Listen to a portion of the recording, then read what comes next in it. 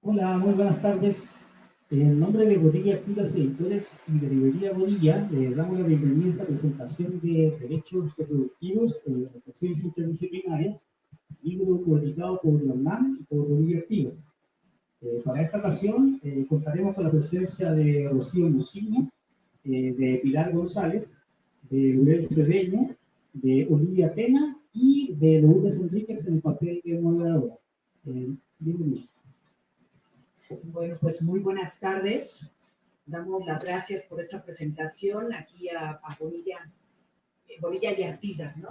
Editorial, a todo el equipo que hizo posible esta presentación y sobre todo al Programa Universitario de Bioética que nos publica este libro que tiene una larga historia, Derechos Reproductivos, Relaciones Interdisciplinarias. Es producto de un seminario que ya va a cumplir casi 10 años.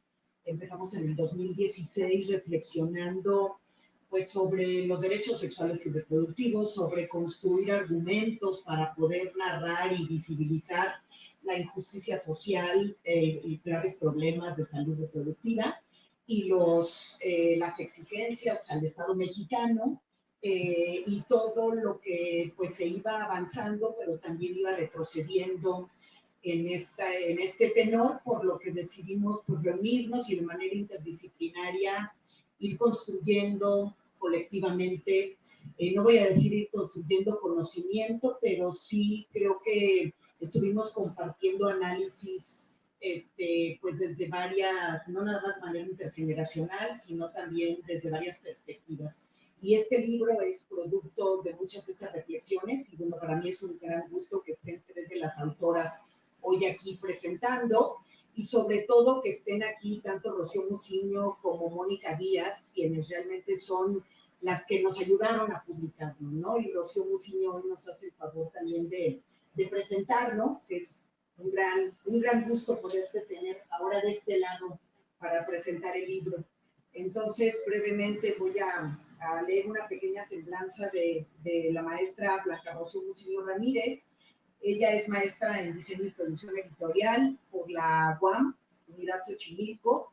Estudió licenciatura en Ciencias de la Comunicación en la Facultad de Ciencias Políticas y Sociales de la UNAM. Actualmente es secretaria técnica del PUB, del Programa Universitario de Bioética, donde, entre otras funciones, es responsable de los grupos de investigación y del área de gestión y edición de publicaciones. Ha cursado diplomados, ha tomado más de 100 cursos, ha publicado artículos de divulgación en revistas y en el sitio de noticias de Internet en Animal Político, ha hecho reseñas de libros y capítulos. Su trayectoria como editora le ha permitido editar más de una docena de libros. Y bueno, pues te agradezco que estés acá, Rocío, y va a ser pues muy emocionante escucharte presentar este libro que tanto trabajo y años nos costó lograrlo. Adelante. Muchas gracias, pues quiero darles un agradecimiento a esta invitación y pues voy a leer mis palabras. Es para mí un honor y un privilegio acompañarle a las coordinadoras y a las autoras de este libro, Derechos Reproductivos, Reflexiones Interdisciplinarias.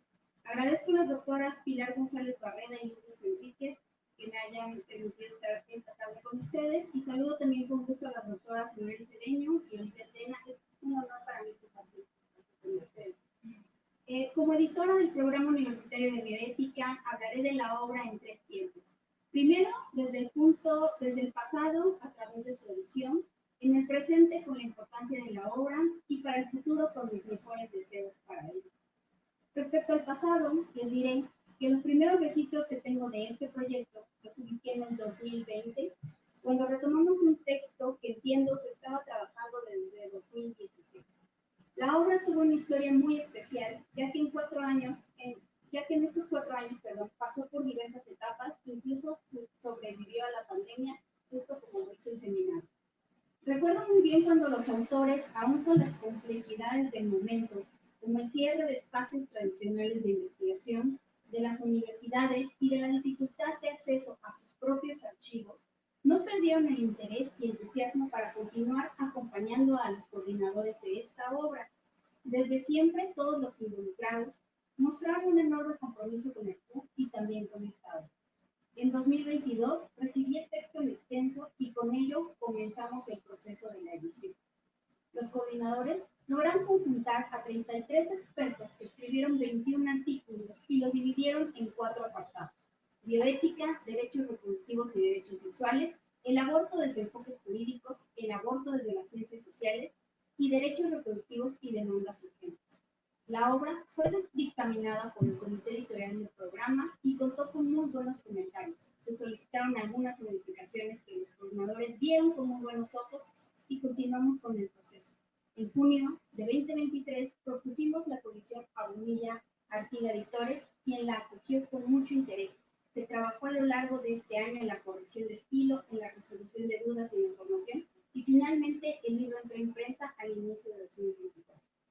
Este proceso editorial, que fácilmente narré en 4 párrafos, no fue así de sencillo. Desde la concepción de la idea hasta el libro que hoy está en manos de ustedes, los lectores, hemos pasado por distintas etapas, cada una de ellas crucial para garantizar la calidad y el éxito del producto que hoy pueden disfrutar. Ha sido necesario un gran trabajo académico y editorial y hemos vivido un verdadero viaje de transformación en el cual se involucraron varios profesionales. He tenido el privilegio de acompañar a Lourdes Enríquez, a Pilar González Barreda y a Arturo Sotelo en este apasionante proceso de dar forma a esta obra. Hoy quiero reconocer su labor y compromiso. Han mostrado profunda sensibilidad y respeto por el trabajo de los expertos, así como por las diversas experiencias y realidades escritas por los autores interdisciplinarios que en él colaboran. Su dedicación ha sido fundamental para el desarrollo de esta obra. Lo mismo para Bonilla Artiga Editores. Gracias por todo el trabajo conjunto, por este espacio que hoy nos brindan. Cada paso fue cuidadosamente gestionado por ellos para asegurar que el resultado final esté a la altura de la calidad y del rigor que el tema merece. Trabajar con este proyecto ha sido una experiencia profundamente enriquecedora. Me siento orgullosa de, a través de la edición de este libro, hacer tangible la discusión y el avance del conocimiento sobre género, justicia reproductiva y salud. Editar los libros universitarios siempre es un aliciente. Damos voz a los investigadores y contribuimos a la calidad, difusión, crecimiento e impacto del conocimiento académico.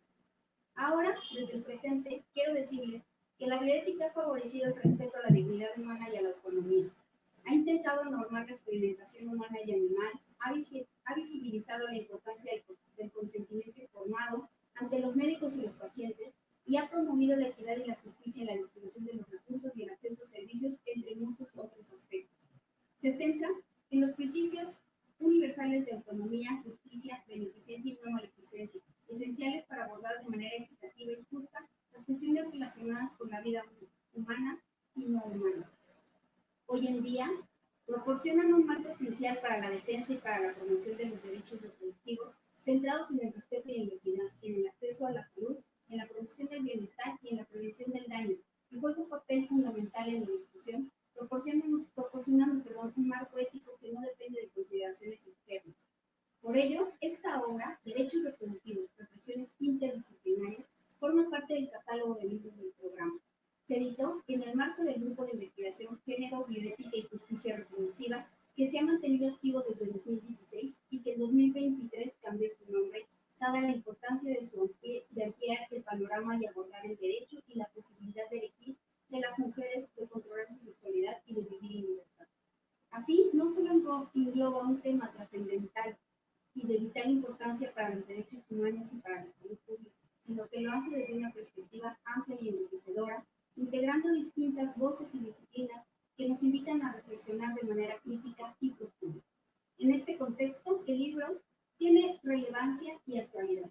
En un mundo donde la autonomía reproductiva es un campo de constante debate y evolución, se convierte esta obra en una guía esencial para entender las complejidades y los desafíos que enfrenta la búsqueda del respeto pleno a los derechos reproductivos, el abordaje de las desigualdades que viven las mujeres en las distintas edades, las críticas al sistema hegemónico y a las normas que perpetúan la violencia, así como el abordaje de la autonomía reproductiva, son solo algunas de las temáticas que señala la obra y que nos permiten detenernos a pensar cuáles han sido los avances que en derechos humanos y reproductivos se han logrado.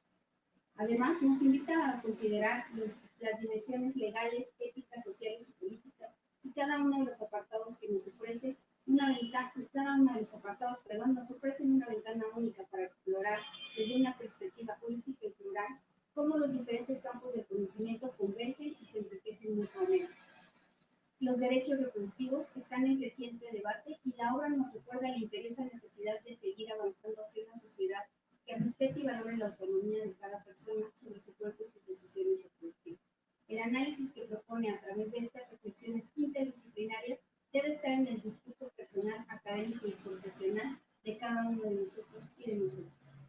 Por todo lo anterior, auguro para la obra un camino productivo. Estoy segura que es una herramienta indispensable para académicos, profesionales, activistas y todas aquellas personas comprometidas e interesadas con el tema, pues no solo informa, sino que también puede ser una fuente de inspiración, de acción y de compromiso para seguir avanzando hacia el futuro. Deseo que cada página renueve la motivación de cada lector y lectora, para continuar trabajando en beneficio de los derechos reproductivos. Les invito a sumergirse en las páginas de este libro con una mente reflexiva. Espero que en sus capítulos encuentren inspiración para continuar trabajando en estos temas para formar una nueva realidad. Quiero recordarles que los libros académicos son fundamentales para la educación, para el desarrollo del conocimiento, para el programa, para la promoción de la ética y de la bioética y para tomar decisiones en este ámbito. Su importancia radica en su capacidad para proporcionar una base sólida de conocimiento, fomentar el debate y el pensamiento crítico y guiar tanto a los profesionales como formuladores de políticas en la toma de decisiones éticas e informadas. Son, en definitiva, pilares esenciales para el avance y la integridad de la práctica y de la investigación. Con esto deseo concluir. A través de estas palabras, quise transmitir que el pasado, el presente y el futuro referidos, sin ustedes, los autores, y sin ustedes, los lectores, no tendría sentido. Las obras universitarias están hechas para ustedes. Espero que la disfruten y muchas gracias.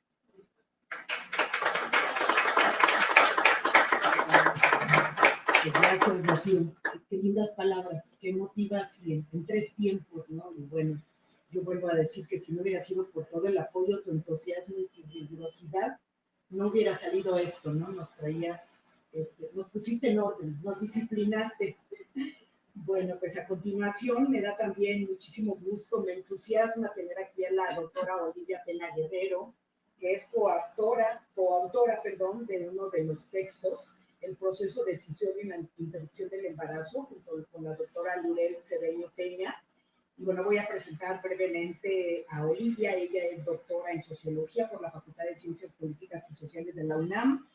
Ella es licenciada en Psicología por la Facultad de Estudios Superiores Iztacala. En la UNAM también es profesora titular de tiempo completo definitiva en el Centro de Investigaciones Interdisciplinarias en Ciencias y Humanidades, el famoso CEICH, desde el 2007. Y cuenta Olivia con nivel D del PRIDE y es investigadora nacional nivel 2. Las líneas de investigación de Olivia son trabajo, género y salud, mujeres, policía y formación en materia de género en corporaciones policiales, condición masculina y violencia de género en las universidades. Tiene infinidad de publicaciones, su trayectoria es muy amplia, ha sido docente por más de 36 años en la UNAM, profesora de muchísimas generaciones de investigación feminista. Y bueno, pues yo admiro tu labor de profesionalización, sobre todo con grupos tan complejos, ¿no? Como la policía. Y pues es un honor que seas parte de este libro, junto con tu adorada alumna Lurel Cedeño.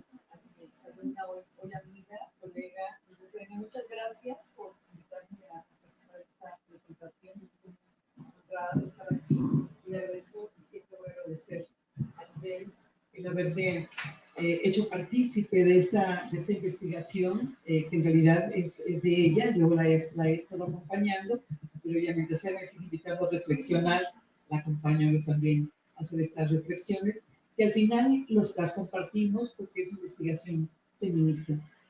Lo que acordamos entonces, Lurel y yo, es platicar de este capítulo, ¿no?, que desarrollamos para este libro, que además está muy redondo, me encanta. Y el capítulo que vamos a platicar, tiene como título El proceso decisorio en la interrupción del embarazo. Este capítulo yo se lo decía a Lurel ahorita al entrar, me tengo un montón de cosas escritas, pero le decía yo al entrar que yo creo que siempre nos sucede, ¿no? Cuando hacemos un libro, un capítulo, un artículo, lo hacemos, lo entregamos, corregimos, está la versión final y dejamos de verlo.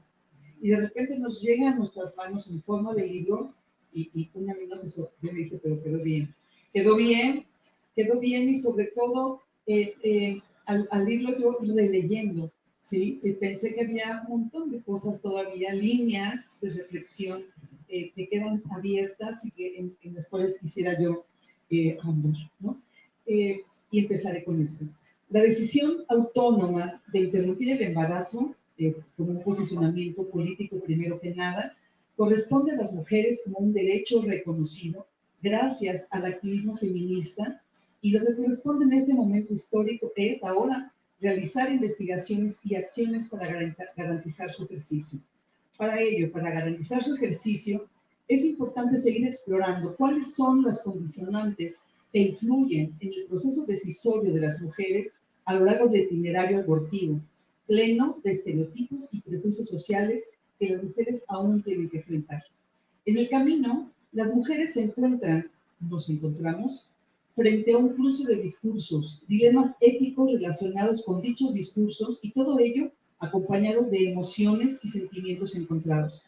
Todo lo anterior y más forma parte de la construcción de la decisión, como le llama la feminista uruguaya Susana Rostagnol, decisión de las mujeres que está construida con muchas y distintas decisiones que no son lineales en el tiempo, pero sí son agénticas, por las que transcurre el itinerario abortivo de las mujeres, el cual, como reflexionamos, y también Susana Rostagnol, que además fue clave en la elaboración y en la reflexión sobre este texto, señala, nunca un itinerario abortivo es idéntico a otro, ni siquiera en una misma mujer que aborta 2 veces. Siempre ese itinerario y esa construcción de la decisión va siendo diferente.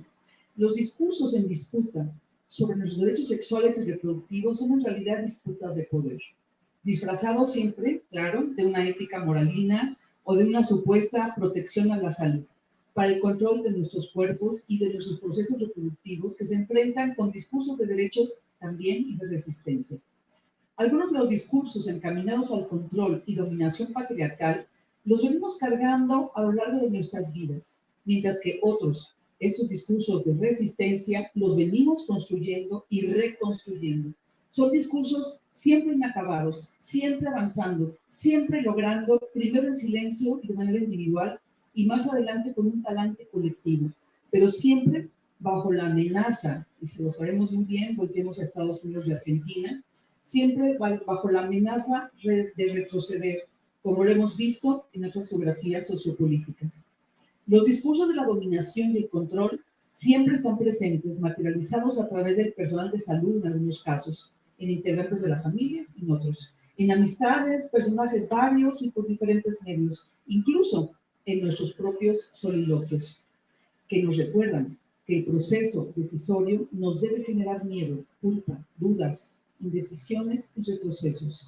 Entonces, podemos decir que la decisión de abortar nunca es totalmente libre, o no en la mayoría de los casos, porque están presentes no solo esos discursos, sino todo un proyecto de vida en el que la maternidad puede o no estar presente, o contextos de vida que hagan posible o no el maternar, como contar con el respaldo de una pareja, de la familia, tener cierta edad, ya sea muy joven o muy grande, las condiciones económicas necesarias y un largo etcétera. Siempre desde la mirada de las mujeres, pero también desde la mirada de otras y otros, sean reales o imaginarios.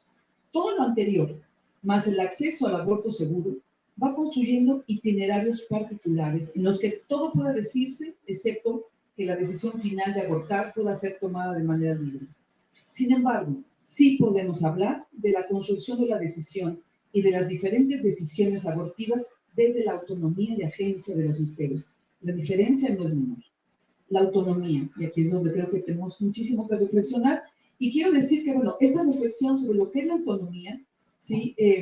Está muy interesante dentro del texto. Yo traté de reflexionar un poquito más Y quería hacer una pausa recordando en alguna ocasión que Lurel y yo estábamos dando clase juntas a un grupo de posgrado y hablando de estos temas, y que una alumna levantó la mano, decíamos, el derecho a la interrupción autónoma, ¿no? Y una chava levantó la mano y dijo, profesora, yo no creo que la decisión en todos los casos sea autónoma, aunque lo decida uno. ¿Por qué? Dice, yo aborté, dijo ella, ¿te acuerdas? Dijo, yo aborté, pero si yo hubiera tenido las condiciones económicas, no hubiera abortado, me hubiera gustado tener. Y dijimos, la categoría, el concepto de autonomía nos hizo pensar mucho y bueno, se refleja en el capítulo, pero yo lo volví a traer ahora, ¿no? A la hora de tratar de reflexionar sobre esto. Entonces, la autonomía, según Susana Rostagnol, es la certeza de que la decisión es de una misma y de que existe la posibilidad de actuar en consecuencia. Es la creencia por parte de la mujer que la autoridad para tomar la decisión está en sí misma, dice Rostagnol, y a la vez señala que una decisión autónoma puede implicar dudas e incertidumbres, idas y vueltas y angustias. Según ella, la autonomía refiere a la toma de decisiones con base en convicciones propias, independientemente de personas e instituciones. Aquí donde yo creo que tenemos que tensionar un poco esta categoría, porque por eso ella también añade que no se puede hablar de autonomía cuando en la justificación de abordar se busca cierto grado de consenso social, por ejemplo, cuando es por violación, por razones económicas, como el caso de esta chica, por riesgos a la salud, etc.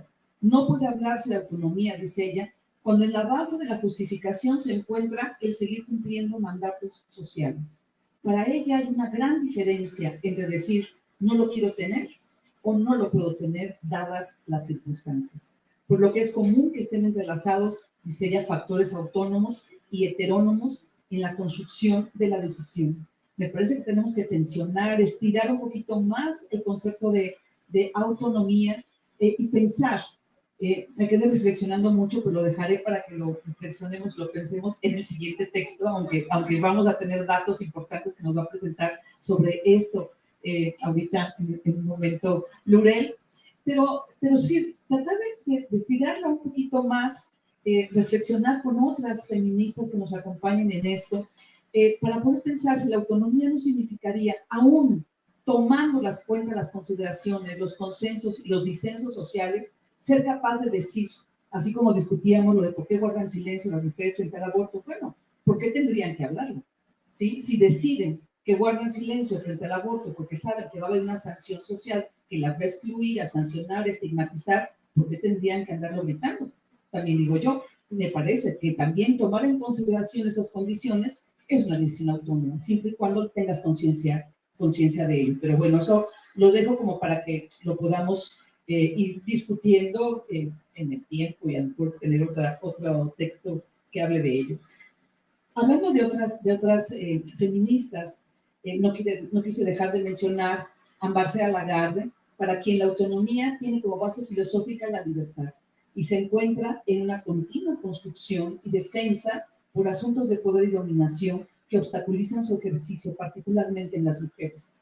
Me dieron un poquito, creo que eso nos puede dar pistas. Nuestra autonomía reproductiva es la que está en juego en este caso. Con todas estas reflexiones, entonces, vamos perfilando una mirada feminista para analizar las diferentes formas en que las mujeres construyen la decisión y las decisiones que se presentan en el camino para interrumpir un embarazo. Este análisis pone atención especial en las dimensiones estructurantes de las que nos va a hablar Lurel, entendidas como aquellos elementos a los que las mujeres dan un valor central al narrar su proceso decisorio, aquello que las mujeres incluyen en su narrativa como aspecto decisorio en el proceso y que nos puede dar luz sobre qué tanto están ellas replicando, reproduciendo en estas narrativas lo que debe ser como discurso social o un discurso de plena autonomía, que me parece que no exista. Una mujer que diga, aborto, ¿por qué? Porque quiero. ¿Sí? Porque quiero. Seguramente en sus soliloquios ha dicho otras cosas también. O cuando dice, no, yo aborto porque si mis papás se enteran, ¿sí? Se van a decepcionar o me van a castigar o me van a dejar de pagar la escuela o lo que sea, ¿no? O sea, es otra cuestión que pueden estar diciendo también, aunque haya otras que sea, de todas maneras, yo hubiera abortado, ¿no? Entonces, es como algo complicado y lo reconoce también Rostagnol, ¿no? O sea, no hay plena autonomía ni no autonomía, sino hay este discurso combinado, ¿no?, entre la autonomía y la heteronomía. Entonces, nosotras resaltamos el carácter agéntico, finalmente, del proceso decisorio. Rostagnol retoma la noción de agencia también de Amartya Sen en términos de la capacidad del sujeto de perseverar en la búsqueda de cualquier meta o valor que considere importante, pero las mujeres necesitan la libertad suficiente para lograrlo. Es decir, necesitan muchas menos condicionantes para poder tener un ejercicio de plena autonomía. Le voy a dar la palabra a Lurel, no sin antes decir que cada dimensión estructurante de las que vamos a analizar se hace con base en el grado de autonomía decisoria implicada, que siempre está en tensión con la sujeción a mandatos sociales derivados de relaciones de poder y de dominación. Yo simplemente quise poner la mirada y le doy la palabra a mi querida Lurel. Bueno, primero decir que es una obra que hay que celebrar, ¿no? Y hay que celebrar que desde la universidad podamos seguir construyendo mareas verdes, ¿no? Y gracias a Lourdes por no dejar el tema, ¿no? Por darle delante, perseverar, ¿no? En esta lucha que no es menor, ¿no? Y también, bueno, un poco cuando yo inicié en el doctorado y inicié como trabajando este tema, más en la investigación, ¿no? Pensaba mucho cuando en otros espacios, en mucha literatura, ¿no?, está como los motivos de las mujeres para interrumpir un embarazo, ¿no? Y a mí el término motivos me quedaba corto, ¿no? O sea, creo que motivos no dimensiona, ¿no?, la complejidad de la decisión, ¿no? Entonces, bueno, a partir de revisar tanto los aportes de Rostagnol, pero también de otros estudios brasileños, ¿no?, de Paloma Silva, es que empezamos a hacer esta discusión sobre las dimensiones estructurantes y digamos, a partir de las narrativas identificamos 4, ¿no? La certeza de no desearlo, que ilustramos con una frase de las mujeres que decía: elegí ser leal a mí misma, y esta está relacionada con la autonomía de las mujeres, y me voy a permitir leer una narrativa de las mujeres, ¿no? Entonces, Fabiola dice: ¿por qué tenemos que dar un listado de justificaciones? Antes que todo, nos los estamos dando a nosotras. No quiero, nadie me pregunte, el punto es que no quiero, ¿no? Un poco en esta reflexión que también hace Oli, ¿no? Y pues en esta dimensión, ¿no?, de la certeza de no desearlo, ¿no? Para ellas, el centro está en sus deseos, en lo que ellas quieren para su vida, ¿no? Y reconocen en ellas mismas la autoridad para tomar la decisión, ¿no?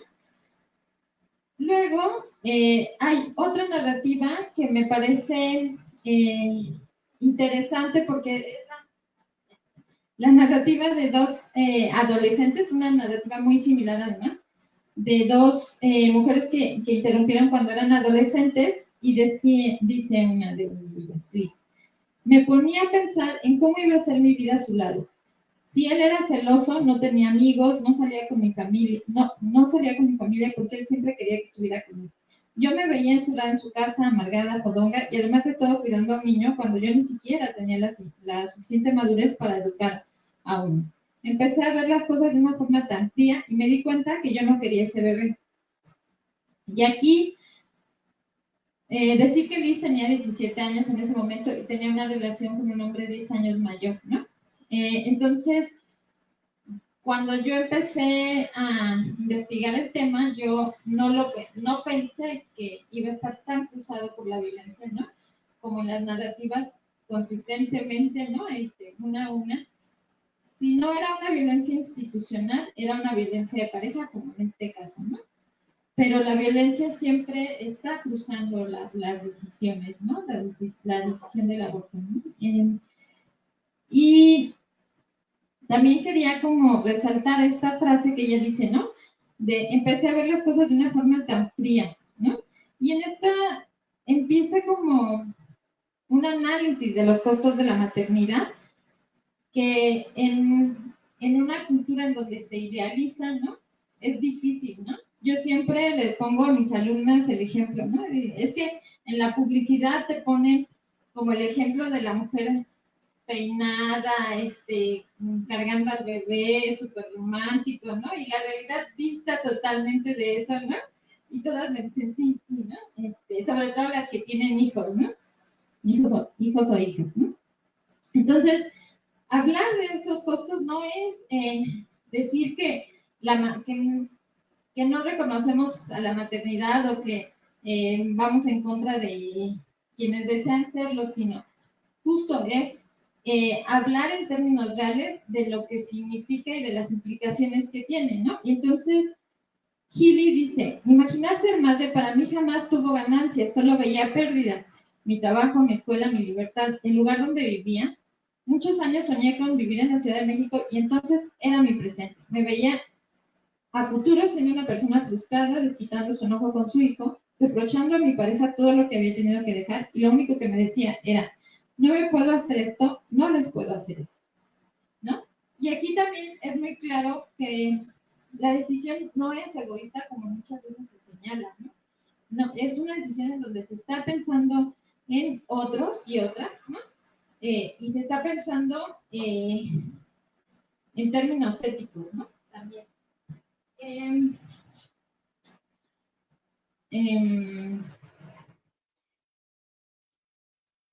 Y bueno, aquí viene la frase que ilustra, ¿no? Este apartado de elegir ser leal a mí misma, ¿no? Y dice Gil, fue una decisión de vida dura pero inapelable. Era claro que quería elegir por mis sueños, por mi derecho a tener esperanza, por mis ganas de tener un espacio para vivir más allá de lo que se supone que es correcto. Elegí ser leal a mí misma, ¿no? Entonces, bueno, estoy como siempre que las leo, siempre me siguen emocionando, ¿no? Estas narrativas, porque creo que dan cuenta de todas las tensiones, ¿no? Y de que no son procesos fáciles, ¿no? Sino que hay un diálogo interno, ¿no? Entre las mismas mujeres o hacia las mismas mujeres, y también hay un diálogo con otros, ¿no? En muchos casos, ¿no? Por ejemplo, en algunos casos hay un diálogo y el proceso es un poco más tardado, ¿no? Cuando hay un diálogo con las parejas, ¿no? Y también, ¿no? Otra dimensión que hablábamos era la inviabilidad, ¿no? Y lo ilustra María cuando dice simplemente no se puede, ¿no? Y dice, por el momento en el que estaba, dije, no puedo, simplemente no se puede, no tengo trabajo, no tengo nada. Y pues no quería, yo ya había vivido 1, 2, 3 meses donde mantenerme a mí misma había sido un infierno. Y dije, traer a un chamaco, no, la verdad no quiero pasar por eso, ni me imagino cómo ha de ser. Y ella era egresada de la licenciatura, ¿no? Y no encontraba trabajo, ¿no? Entonces, algo que también encontramos y que no lo pusimos en los textos, ¿no? Es esta complejidad de egresar, ¿no? Y como trazar una vida profesional o trazar una vida familiar, ¿no? En esta incertidumbre o en este paso, ¿no? En esa transición, ¿no? Ocurren estos embarazos y a mí no me parece casual. También en en uno de los casos que les narraba, ¿no? Era una chica que había quedado huérfana, ¿no? Entonces, eso también creo que las pone en una situación de vulnerabilidad particular, ¿no?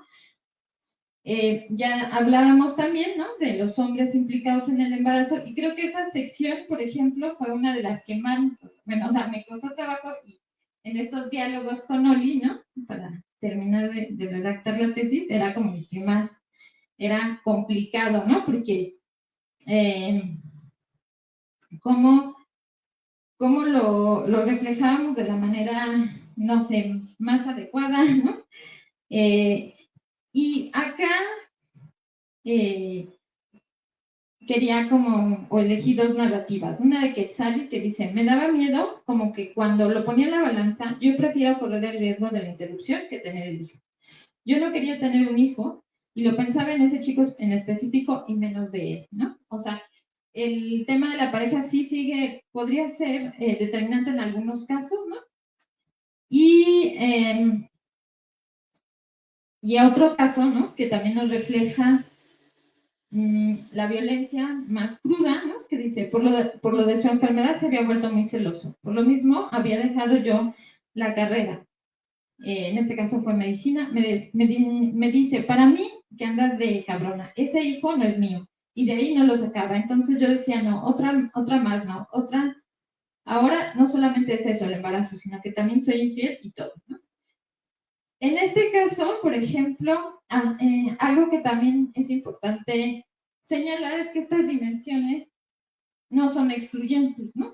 O sea, podrían estar esta de elegir ser leal a mí misma, ¿no? O la certeza, que también titulamos la certeza de no desearlo, junto con el de la pareja, ¿no? El de la inviabilidad sí, no, era este no deseo o la inviabilidad, ¿no? No se presentaban juntos porque justo las mujeres que manifestaban esta inviabilidad nunca lo expresaron como un no deseo, sino un no se puede, ¿no? Pero en el caso de la pareja estaba presente junto con otras de estas otras dimensiones, ¿no? La certeza de no desearlo, la inviabilidad, ¿no? En este caso, por ejemplo, hay otra dimensión que ya no pusimos en el capítulo porque no teníamos como suficientes relatos, porque era el de esta mujer, Violeta, que sufre esta violencia de pareja, lo decide en función de sus hijos, ¿no? De sus hijos que ya tiene, y dice, por mis hijos, y porque no podemos económicamente, ¿no?, y ahí se cruza de la inviabilidad, no podemos mantener a otro, ¿no?, a un tercer hijo, ¿no? Entonces, esa es la otra. Y la cuarta dimensión es el de la familia, ¿no? Y la familia en términos que son mujeres solteras, y el embarazo evidenciaría, ¿no?, el ejercicio de la sexualidad fuera de estos mandatos, ¿no? El matrimonio, ¿no? Y muchas de ellas estaban estudiando, ¿no? Y entonces era fallar a la familia, ¿no? Entonces, ese es otro elemento, ¿no?, en el que además no se problematiza, ¿no?, la responsabilidad de la pareja, ¿no? O sea, toda la responsabilidad ellas la asumen, ¿no? Y hay momentos de duda, ¿no? En todos estos relatos hay momentos de duda, y también hay un elemento muy importante que es el tiempo, ¿no? Y hablan las argentinas del macrotiempo y del microtiempo, ¿no? Porque esta es una decisión en donde van a contrarreloj, ¿no? Por lo menos, bueno, y ahora hay una discusión sobre que no debería haber límites de tiempo para la interrupción, pero por lo menos hasta donde las participantes, el marco, digamos, legal en el que las participantes relatan esto, es el de las 12 semanas. Y ellas sienten que salirse de esas 12 semanas puede ser peligroso, y lo que hace viable también la decisión es este marco legal, ¿no? Que está presente en México, ¿no? Aunque siempre estuvo en riesgo esa decisión por las dificultades en este itinerario abortivo, ¿no? Cuando llegaban a los servicios y se los negaban, ¿no? Bueno, decir que estas narrativas se recopilaron entre 2015 y 2016, ¿no? Entonces, sí son con algunos años, digamos, no se recopilaron el año pasado, así, pero nos dan mucha cuenta, ¿no? De cuáles son estas narrativas y cuáles son estas complejidades a las que las mujeres se pueden enfrentar, ¿no? Muchas gracias.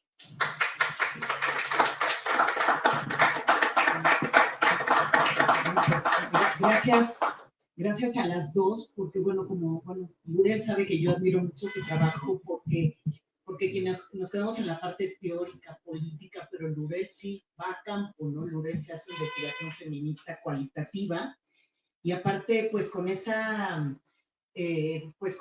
no solo profesionalismo, sino también esa empatía, generosidad, y sobre todo desde tus conocimientos como psicóloga, ¿no? Y luego psicóloga social, y bueno, ahora que estás dando clases también en trabajo social, creo que haces un cruce pues muy importante para ayudarnos a este tema, y bueno, que ya no te presenté, pero ambas hacen una mancuerna en su texto que nos revoluciona, y sobre todo ahorita hablando de la autonomía, ¿no? Por un lado, los itinerarios abortivos, que creo que ese nombre tiene que ver con tiempo, tiene que ver con contrarreloj, ¿no? Como ahorita nos mencionabas. Pero por otro lado, el problematizar la autonomía creo que es fundamental, y bueno, Pilar lo sabe, ¿no? Pilar, tú también has estado trabajando en complejizar la autonomía, porque bueno, si bien es uno de los requisitos o figuras del marco liberal de derechos, pues como ustedes muy bien lo dicen, lo cruzan discursos, lo cruzan culpas, estigmas, y el hablar de estas determinantes estructurantes creo que es novedoso para estos temas, ¿no? Y que les sirven tanto a quienes están en las organizaciones como quienes estamos en la academia, quienes están en el ámbito de lo político. Y el hablar de, pues hemos llamado junto con otras teóricas en un seminario en el que hemos formado parte, ¿no? De bioética feminista y de las teóricas con las que tú estuviste en Argentina, de autonomía relacional, que yo no sé si es el mejor nombre, pero creo que lo que ustedes nos exponen en este texto puede ayudar a la reflexión, ¿no? Dentro de las determinantes estructurantes, y por otro lado, si bien personas sujetas de derechos y está la autonomía, ¿no? La libertad, la igualdad, la dignidad, ¿qué tanto podemos hablar de autonomía, ¿no? Y ustedes lo señalan, entonces, pues sí creo que una segunda reflexión sobre lo que pueden seguir conversando, me parece que puede ser muy importante, ¿no? Bueno, pues entonces, voy ahora a dar la palabra a Pilar, que igual puedes también redondear un poco eso, porque creo que también la conciliación trabajo, familia y vida personal, de la que hablabas al final, junto con las violencias y la inviabilidad, es importante cruzar todo eso, ¿no? Para el análisis de la autonomía. No sé si me hace caras de... Traía otra cosa preparada, pero creo que nos da mucho que hablar desde lo jurídico también. Bueno, pues entonces ahora voy a presentar a Pilar. Pilar es una de las autoras, de las coordinadoras de este libro. De hecho, Pilar tiene un texto importante que nos da mucha luz. Ella habla en este libro de la visión punitivista al paradigma de los derechos humanos, la atención del aborto seguro en México. Pilar es doctora en Derecho por el Instituto de Investigaciones Jurídicas de la UNAM, es candidata a investigadora en el SNI, en el Sistema Nacional de Investigadores, es asesora en los poderes legislativo, ejecutivo y judicial, también ha asesorado organizaciones de la sociedad civil, instituciones universitarias, es profesora de la Facultad de Derecho y es integrante del grupo Bioética Feminista, y es integrante también desde un inicio, desde el 2016, ¿no? Ya hace 8 años, de lo que era el Grupo de Investigación Voluntaria del Embarazo, y que como bien decía Rocío, ahora, Interrupción Voluntaria del Embarazo, perdón, y ahora como bien decía Rocío, abrimos nuestro abanico de reflexiones a hacer un cruce entre género, bioética y lo que llamamos ampliamente justicia reproductiva, ¿no? Entonces, bueno, pues adelante, Pilar.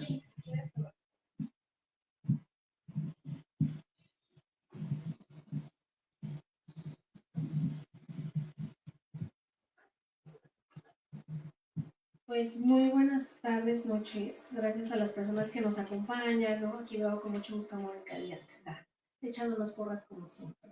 Y pues gracias por venir, por aceptar esta invitación. La verdad ha sido un año muy bonito porque ya hemos tenido la oportunidad de presentar el libro en varias ocasiones. Así que, pues no, otra vez reiterarte el agradecimiento al Programa Universitario de Bioética de la UNAM por todo el apoyo que nos han brindado y por supuesto a Bonilla Artigas Editores por también animarse a contribuir a este proyecto que pues le tenemos mucho cariño, Lourdes, y es verdad, desde el 2016 coordinamos este grupo de investigación en el programa universitario de bioética y el tema, digamos, que nos invitó, ¿no?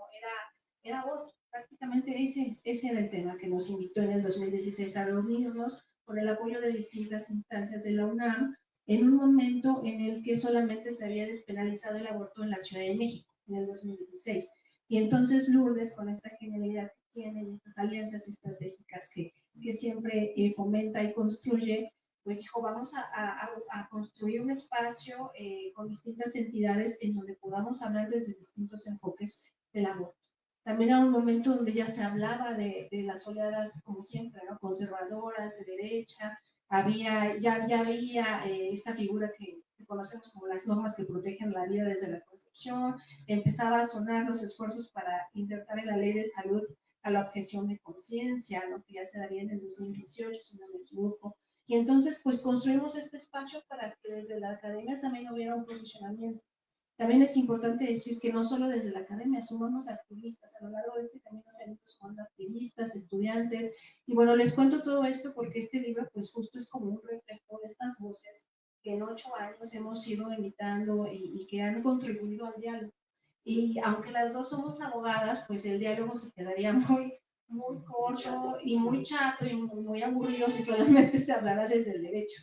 Sí, y estamos convencidas que era necesario un enfoque interdisciplinario y entonces pues en el libro podrán encontrar sí voces jurídicas, pero también desde la bioética, desde la sociología, desde la psicología, es decir, voces plurales donde nos podrían hablar nos hablan de hecho, de muchas problemáticas que sí atraviesan los derechos humanos de las mujeres, pero también, digamos que no solamente, ¿no? Sino de todas aquellas personas que también nos encontramos en desventajas estructurales por distintas circunstancias. El libro, digamos que se enfoca a derechos reproductivos, pero no necesariamente se refiere solo a eso, ¿no? Y aunque varios de los textos, o la mayoría, hablan de aborto, tampoco se reduce a esta demanda histórica, a esta transgresión histórica, sino también a otros temas, como en el último capítulo que se hace referencia a los desafíos actuales y también se hace referencia a problemáticas como la gestación subrogada o temas pendientes también de discusión, donde también se requiere de la interdisciplina, la esterilización forzada, los derechos de las personas adultas mayores, educación, también hay textos muy bonitos que están relacionados con educación, educación desde el derecho, educación desde la bioética, educación feminista. Y sí, como decía Rocío, pues es un texto, es un libro que está compuesto por 21 artículos, donde cada autor, cada autora nos propone ciertas miradas que nos pueden contribuir a entender temas que pudieran pensarse como complejos, ¿sí? Pero esta mirada tan rica, tan, como decía Rocío también, dirigida a las personas universitarias, ¿no? Me parece que es un gran esfuerzo para que desde la universidad se hable de estos temas. Y bueno, pues yo les agradezco mucho que hayan estado aquí. De hecho, decidimos que yo no iba, bueno, como coordinadora también del libro, no iba a tomar tanto la palabra sobre las preguntas que hacías, ¿no? Y yo escuchaba a Olivia y decía, pues claro, ¿qué podría decir el derecho de la autonomía? Sí, es decir, ¿qué corto se queda el derecho cuando podríamos defender? Es que tenemos derecho a la autonomía. ¿Y eso qué significa? ¿Y quién es autónoma o quién es autónomo en este país, ¿no? de violencias estructurales? ¿Cómo podríamos tomar decisiones libres, informadas, seguras? Si o sea, gran parte de la población no tiene servicios de salud, no tiene información, no tiene derecho a la educación sexual, o sea, qué tipo de decisiones tomamos en contextos tan vulnerables, ¿no? Y sí, pues esta noción de la que hemos conversado sobre autonomía relacional, pues como que nos da estas pistas, ¿no? Y en varios de los textos donde desde investigaciones cualitativas nos descifran y nos ponen en evidencia, digamos, el contexto específico de la mujer, de la niña, del adolescente, de la persona gestante que se encuentra ante esta dificultad de una imposición de un proyecto de vida, porque digamos que vamos por ahí, ¿no? ¿Cuál es el proyecto de vida para cada persona? Y sí, o sea, yo traería, me quedo con esto, Olivia, me sembraste esta duda. Puede decir el derecho de la autonomía, ¿no? Recuerdo el lenguaje de la Corte, ¿no? El derecho a la autonomía, pues sí, ¿y cómo? ¿No? ¿Y qué significa eso? O sea, en realidad, bueno, son discusiones que están abiertas, esta parte de también soltar, ¿no? En otros espacios hemos contado, justo en mi texto, igual ahí solamente lo dejaré como antecedente, costó soltar porque también hubo recientes, el año pasado, también hubo ahí unas sentencias importantes de la Corte que abonaron en lo que se dijo en el 2021, que hasta ahora es el precedente más importante en materia de aborto, y el año pasado hubo otros, ¿no? Que también están interesantes, pero la pregunta es, bueno, pues hay un derecho que se está nombrando, el famoso derecho a decidir, pero tenemos esto que tú decías hace rato de cómo garantizamos también. Y esa pregunta es una pregunta que se ha hecho por décadas, no es una pregunta nueva tampoco. Y entonces, vuelvo al tema de aprender también a soltar estos textos, algo a soltar los libros, a soltar también, ¿no? Estos procesos de escritura, porque los diálogos siguen abiertos, los diálogos se enriquecen también. Es un texto que es intergeneracional, es interdisciplinario, y bueno, lo disfrutamos mucho. También haya disfrutado de este proceso con nosotras y las discusiones tan complejas en donde se requiere la interdisciplina están ahí, están abiertas y pues les agradezco mucho el espacio.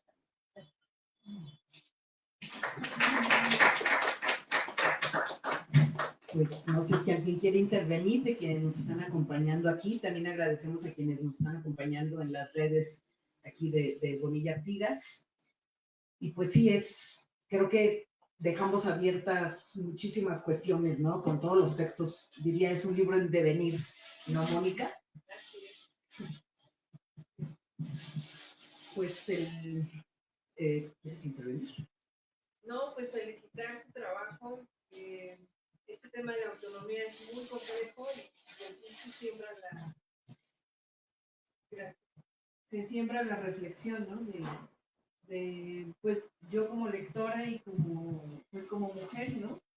Reflexionar en torno a este tema y pues felicitar el trabajo que han hecho durante todo este tiempo del seminario, pues obviamente a la maestra Rocío por su trabajo tan exhaustivo con el libro y pues a las autoras que yo no había tenido el gusto de escucharlas y es un trabajo muy interesante el que han realizado. Entonces, nada más extender la felicitación para todas y reconocido.